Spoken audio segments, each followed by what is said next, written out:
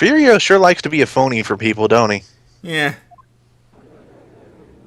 It'd be really simple to just go, what color was the guy's skin? And then everybody would be like, hey, don't be racist. Pretty much. Court will now reconvene. Mr. Godot, did you find this Furio Tigre? I even tamed him for you. It was a 3-cup job, no problem. Oh, you gave him coffee? Tamed him? The guy's name would be Furio Tigre, but come on. He's pretty lively. Be careful, he still bites. Very well, please show Mr. Tigre to the stand. Furio. Oh, witness, please state your name and occupation. Oh, that wasn't very big. Don't hide under the table, Maya. Unless there is room for me down there, too. Would you mind? What would you say to me? Nothing, I didn't say nothing. Honest. Who could have guessed that fear would induce a bad Brooklyn accent to the judge? I got business to take care of, you hear me? So who the hell called me into this hole? Was it you, Spiky? No. Of course not. It was the judge. Your Honor? Oh dear, I seem to have dropped my pen. Where on earth is it? Don't mind me, just carry on with the proceedings as normal. That's it. We're doomed. Maybe you didn't hear me. I said, who the hell was it that called me in here? There's no need to shout, we can all hear you. What'd you say? There's no point struggling. You're caught in the snare, the relentless snare of the law. And I'm the one that hauled you in. Too cool. Don't let him get the better of you, Nick. Let's start with the basics. You know about the incident in question, correct? Incident? I don't know nothing about no stinking incident, Mask Boy. You mean you didn't attend the previous trial of Maggie Bird? Maggie who? I've got more important things to do than watch courtroom dramas. Of course, well, perhaps if you can give us your testimony then. Please tell us about what you did on the day of the murder. Phoenix Wright. You did Phoenix, right? You was the one who set this up, didn't you? You was gonna regret the day you ruffled the tiger's fur. You hear what I'm saying? Maybe I should have brought a diaper with me today. Get a grip, Nick. Shut up. Thank you, table. The tiger's alibi. I don't know nothing about no murder. I was tied up with business in December last year. Spent all of my time in my office. I got whales lined up to borrow cash from tender lender every single day. You just want to check my alibi? Just ask Violetta. At last I found my pen. Very well, Mr. Wright, your cross-examination. What is it? Please witness if you could refrain from shouting out like that. I know the kind of games that guy in the blue plays. That lowlife ain't no lawyer. He just punches away at stupid details till he wins. That's what a lawyer does. Lowlife? Me? Listen up, Smarty. Every time you ask me something that doesn't relate to this case, I'm gonna bill you $50,000, and you's gonna borrow the cash from me. That's one loan contract I refuse to sign. And don't think it ain't gonna hurt when you get tangled with the tiger.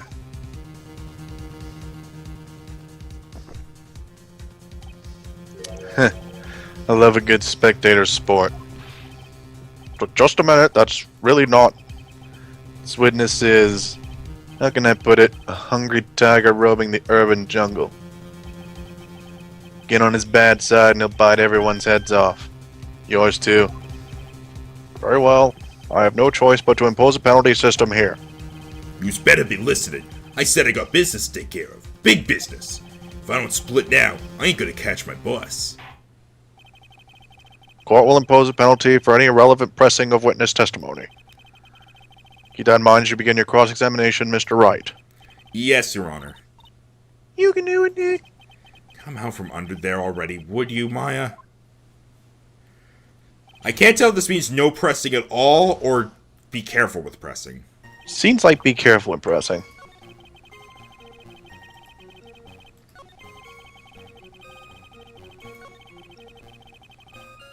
So I'm thinking it'll be either the second one or the last one. I'm just gonna see what I have in regards to Viola. No. We don't really have anything with Viola in last month. What I'm thinking maybe is something we use is the fake attorney's badge to prove he knows about this and that he wasn't in his office all December. But that one I think would match with the second one. He said it was tied up in my office. Well, the thing was found in his office. That's just my thought right now, though. I'm gonna take a shot in the dark. Nope. Okay, I'm gonna press, and if I get penalized, I'll reset. I'm gonna press everything and reset if I get penalized. Actually, you know what? No, I'm gonna try to be careful with the pressing. So, as I said, I think it's either the second one or the Viola one. Are you sure about that? We're talking about 1 month ago, you know. You see these teeth? That's how sharp my secretary is. Sharp? Is he talking about Viola Cadaverini? She writes everything in my scheduler. December, mainly in the office. That's what it says, so that's where I was. Seems like a rather sketchy schedule. Grrr. There he goes again. The Tigre did all December isn't the issue. What's important is what he was doing on the day of the murder. So now what? Okay, I do have something. Remember, I have this. Ah. I'm gonna leave it, and I'm gonna try something. Might be one of those things where you need to press harder. It's too dangerous to press things without knowing where they might end up. Better just focus on gathering information at the moment. Now then, Mr. Tigre. Would you mind repeating your testimony from the beginning, please? My time ain't free, you hear? You better remember that. If I miss that bus, someone's gonna pay.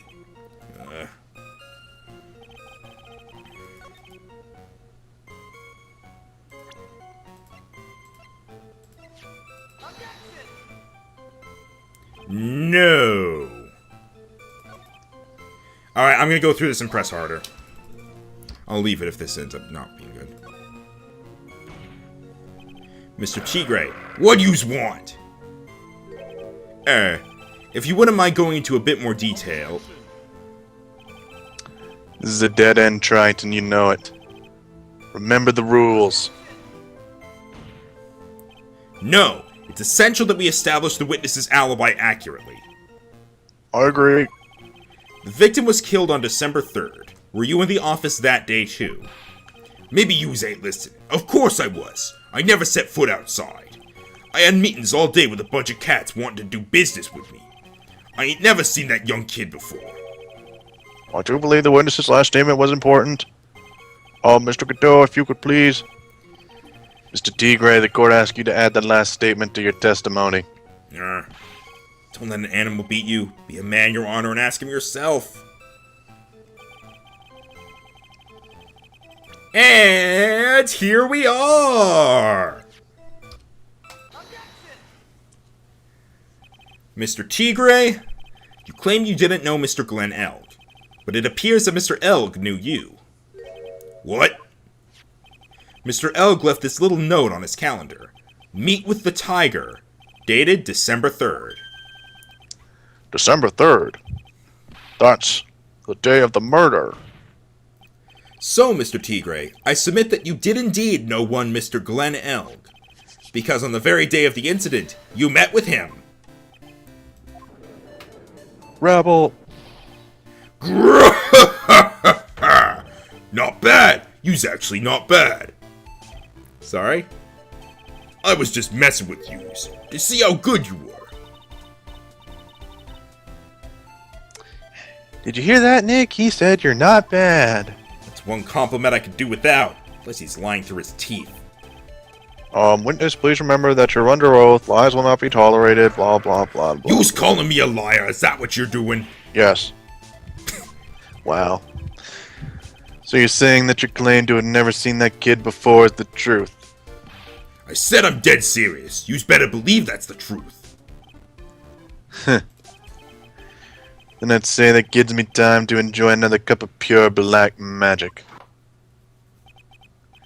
That is why you testify for the court again, Mr. Tigre.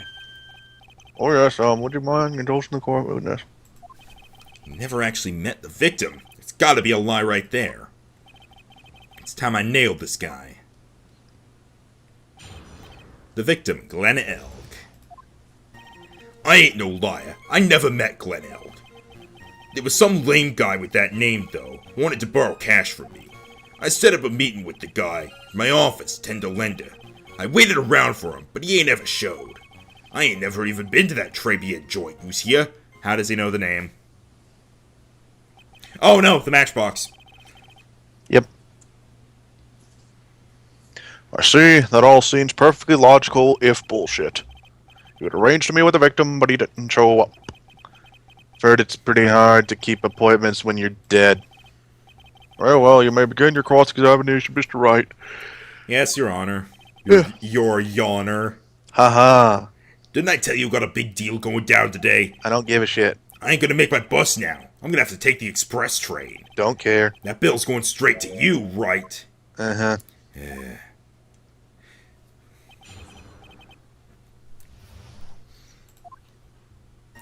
Do.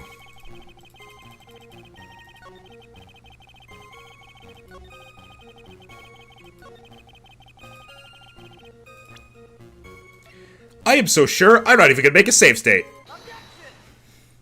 Yay! Mr. Tigre, is there something you'd like to tell the court about these matches?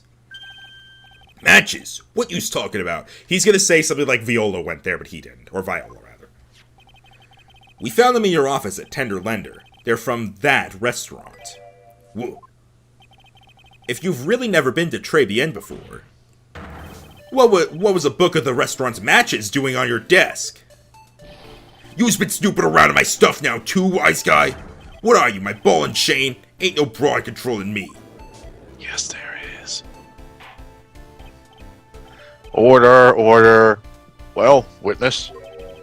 I think it's time you started telling us the truth, don't you? Rah! Sorry, terribly sorry, forgive me. I ain't no pussycat. I don't go back on what I said. But okay, I was at the joint that day. What? But listen good, alright? I might have been there, but I still never met that kid. Well. Looks like an order just came in for another testimony. There seems to be like a hard limit on like 4 or 5 testimonies per person at least. Yeah, and we're already on the 3rd. I'm this Yep. close to proving it was him. He did meet Glenn Elg that day. And he did put poison in his coffee. He must have. At Tribulations. I was supposed to meet with the kid at the restaurant that afternoon. When I opened the door to the joint, I saw one ugly scene. The guy was laid out over the table, stiff as concrete. I figured if the place wasn't hot already, it was gonna be, so I split. I had the cops' sirens on my way out, and I went straight back to my office. I see. You didn't actually meet with him in the end then. Well, Mr. Wright, your cross-examination, please. Yes, Your Honor. Hold it! If I wait around here any longer, I ain't even gonna make the normal express. No more stupid questions.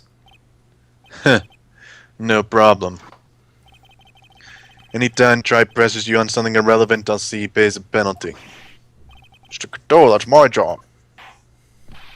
Your job is to slam that little hammer of yours and call a guilty verdict. Suddenly a Von Karma little callback there. Just getting Von Karma flashbacks. So do it. Manfred, not Francisco. Yes, sir. The Special Express ain't cheap, right? Just so you know since you was paying. Oh man, doesn't the rule of law mean anything around here? Yeah, that's what I'm wondering.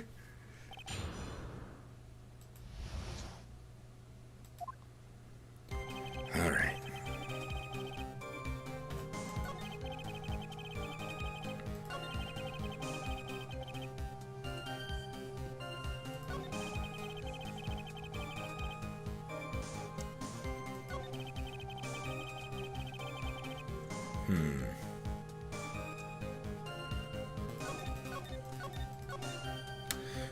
what is there here to say or do? He was supposed to meet with the kid at the restaurant that afternoon. Doesn't seem anything bad there. Opened the door of the joint and saw one ugly scene. How would he see it? Because there's a wall.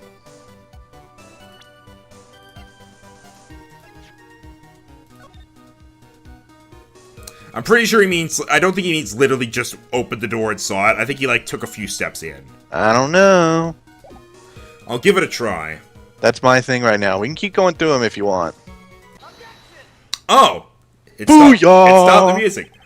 You're something of a loan-collecting pro, aren't you, Mr. Tigre? No one escapes the Tiger's clutches. Well, I'm something of a lie-detecting pro. And no one escapes the Phoenix's clutches. I think it's time we got something straight. What's this, Wright? A new line of irrelevant questioning.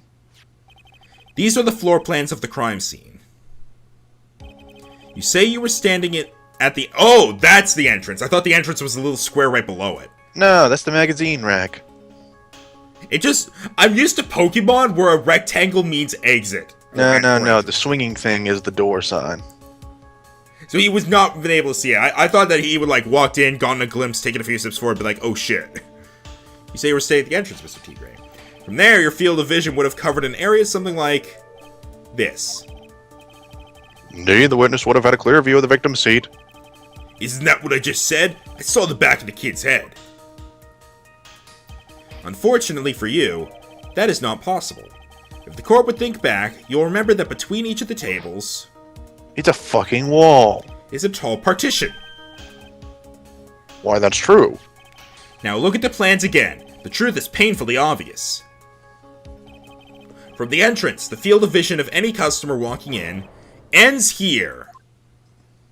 I feel like we're on the ball with this case. Yeah? So, from the entrance of Tribulations, you couldn't have seen the victim's seat. But you did see the victim that day, because you met with him. Wrong. Have you forgotten the old man's testimony yesterday? The victim was alone at his table. But the defense just proved that point to be moot. The victim witnessed by Mr. Kudo was not Glenn Elk, but a fake. What? In order to have Mr. Kudo falsely testify, the real killer posed as the victim he had just killed and acted out a charade. Rebel. Order. That will do. This trial has gone on long enough without the obvious question being answered. Who exactly was this real killer who impersonated the victim? That guy. Oh, okay. You say the killer murdered Glenn Elg, and then impersonated his victim in a performance for Victor Kudo. In that case, Mr. Wright, reveal the identity of this criminal to the court. Okay? That guy. Obviously, the killer is Furio Tigre. No one else could have done it. What? Well, witness. Now that's cute. You think you could pin this on the Tiger? Maybe you don't understand. The Tiger is king of the jungle. No, it isn't. So I dare you to say it again. Come on, you've got the guts. You can't threaten me, Mr. Tigre. I'm way up here. It's a defense. Go ahead and tell the witness, Mr. Wright. Mr. Wright. Sounds to me like it must be you, old man. You've got guts, I'll give you that. Mr. Wright, do not leave me to handle this alone. Heh. Perhaps I can end this embarrassment. Mr. Godot? Let's just go back over Mr. Kudo's testimony one more time. The old man didn't see just the victim. Oh, no. The servant girl brought him. Was the victim he saw the real victim or not? That doesn't matter. The fact remains he saw the accused put the poison in the coffee. Yes, it was the waitress who poisoned the coffee. Very impressive, Mr. Godot. Waiting for my absence to launch your attack.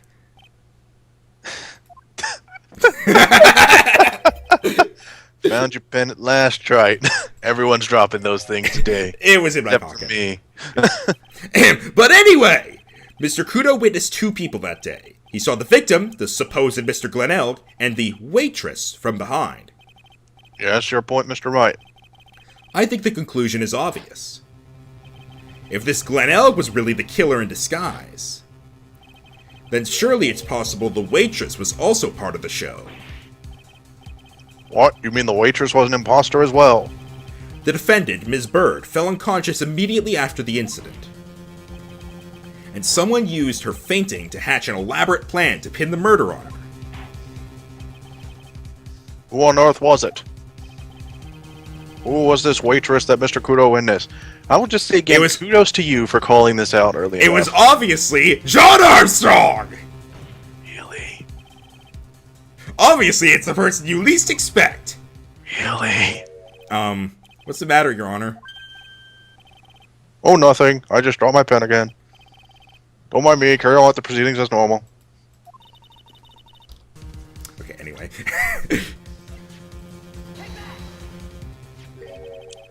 Who is this woman? Her name is Viola Cadaverini. She's an employee of Tender Lender, and I still hear her giggles. You was making a big mistake. Do you know who Violetta's grandfather is? You better be going home in an armored truck tonight, if you know what I mean. Stop shaking, Nick. Where was I? Yes, the defendant, Ms. Bird, has stated the following.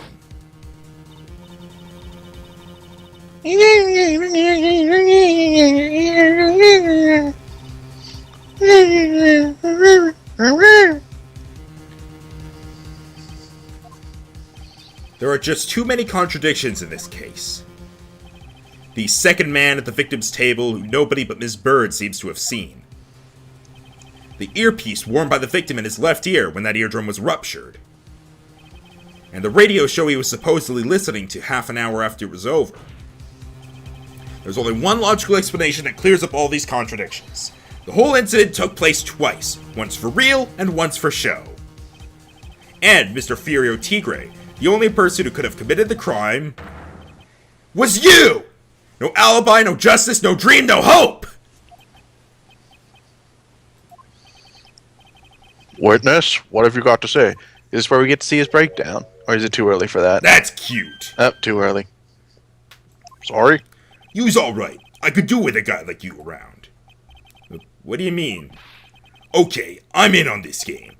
I'm gonna have to charter a jet to get me to my meeting now, but I'm gonna give yous one more thing to think about before I go. Something to think about? Yous got it all wrapped up nice, huh, Wright? But yous missed out on one real important thing. That can't be!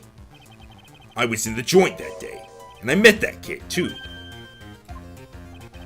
But I couldn't have poisoned him, yous hear? What? Do you really expect us to believe you now, Mr. Tigre? Heh. What a troublemaker. The troublemaker? Looks like we're going to need another one for the road.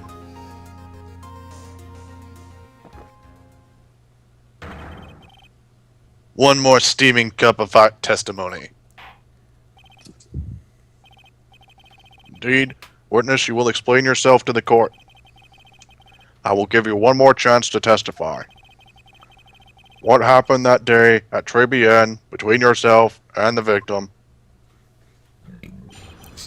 Ties to the victim.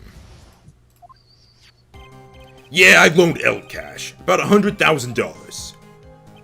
That day, we was due to have a little chat. The kid had hit his payback date, see? So anyway, he tells me he's got no way to pay up. I'm about to flatten the guy when he starts screaming, "Yes, I won! $500,000! Got lucky, you know, real lucky. If that waitress hadn't done what she done, everything would have been over."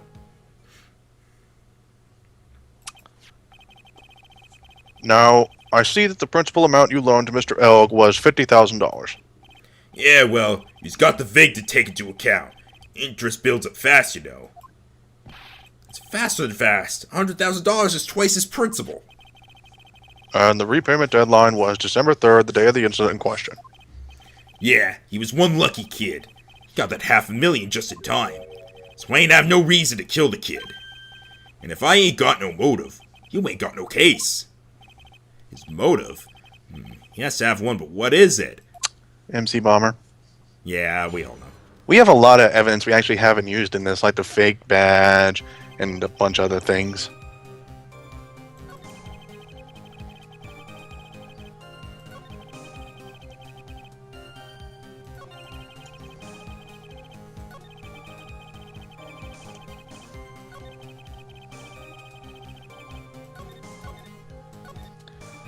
What do you think? There we go. That one, yeah. I'm just gonna try one thing. I like our confidence in not pressing everything nowadays if we think we know what we're doing. Yeah, we didn't know what we were doing here. I'm gonna press on this. How much did he have left on his debt? You want it in round figures? About $100,000. That's the whole amount. We're talking about a guy who had 58 cents in his wallet. So the fact that he was eating there never became relevant. I still say that's bullshit. What? Oh, you was telling me he wasn't even gonna pay for the coffee? There we go. Certainly seems to have been a brave man, this Mr. Elg. That guy was smooth, I tell you. Real smooth. Smooth criminal. You'll have your money in less than 5 minutes. That's what he says to me. The guy then calls me the tender Tigre. He was skating on thin ice with me. Oh, fuck. I knocked my mic over.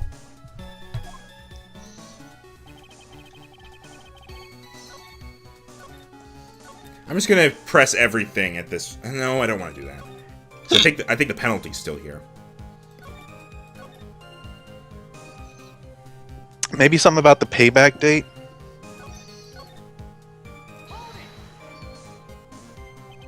So how much were you expecting him to pay you back on that day? What do you think? The whole package, $100,000 including interest. It's a real heavyweight punch. Once a client misses a repayment, you call the whole loan in. You want to make it in my world, that's all you's gotta know.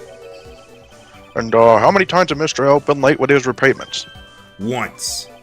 And how much was he supposed to pay back every month? $50. Sounds like Mr. Elk was in a real sticky spot. Yeah, at $50 a month, he'd never pay that huge loan off.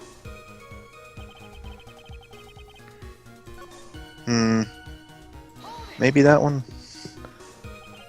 Was that because the guy won the lottery? It was his last chance at a big win. And you can confirm that this is the ticket in question. That's it.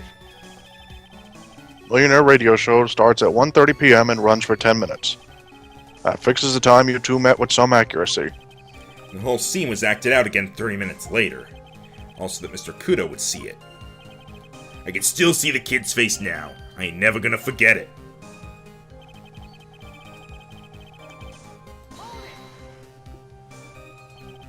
Was there anyone else in the restaurant at the time? I don't remember. There was no one there who'll wear that ridiculous Tigre shirt for a month. Mr. Armstrong, Maggie, and if I'm right, Viola Cadaverini were all there at that time. So the victim had intended to repay you from his lottery winnings from the beginning? Seems that way to me. There it is. But you wouldn't normally expect to win the lottery, would you? Heh. The undying belief that your next roll will end the worst losing streak you've ever had. It's what defines a true gambler. It makes it sound so cool. Don't be tempted, Nick. You haven't got the willpower for it. All I know is the kid took a shot and he got lucky in the end.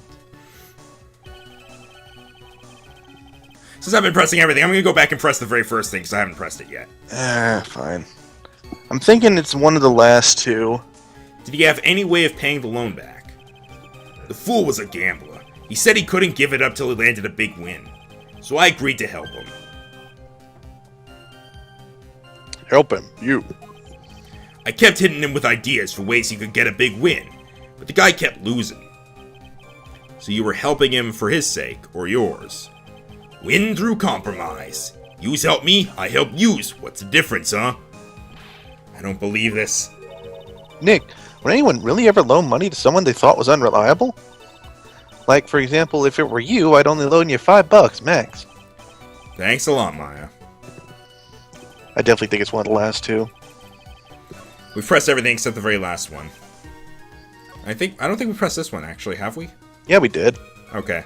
Judge was like, you don't really go to a meeting expecting to win the lottery. The waitress, you mean? The girl with the glasses in the defendant's chair. Who else could I mean? If she hadn't gotten in the way, things would have been bada bing, bada boom, over and done with. Maybe I should push a little on this. Ask how things would have been. What do you mean things would have been over and done with? Are yous all there or what? I'm talking about the cash. I was there to get my 100,000 bucks back. It's all. I'm a businessman. It was all coming together before that waitress got in the way. As far as I can tell from the witness's testimony, other than recouping his loan, Mr. Tigre had no motive for killing the victim. Witness, you will amend your testimony to reflect what you just said. Tigre's motive, huh? Yeah, here we go, we got it. Yay. Whoosh, boom, boom.